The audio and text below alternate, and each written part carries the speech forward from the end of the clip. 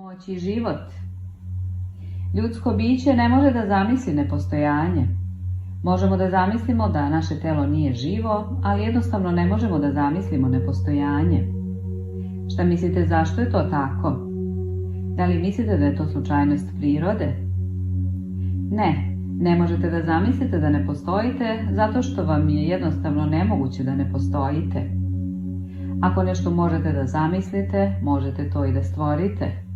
A ovo ne možete da stvorite nikad. Oduvek ste postojali i uvek ćete postojati, jer ste deo stvaranja. Nikada nije postojalo vreme kada vi i ja i kraljevi okupljeni ovde nisu postojali, niti će doći vreme kada ćemo prestati da postojimo.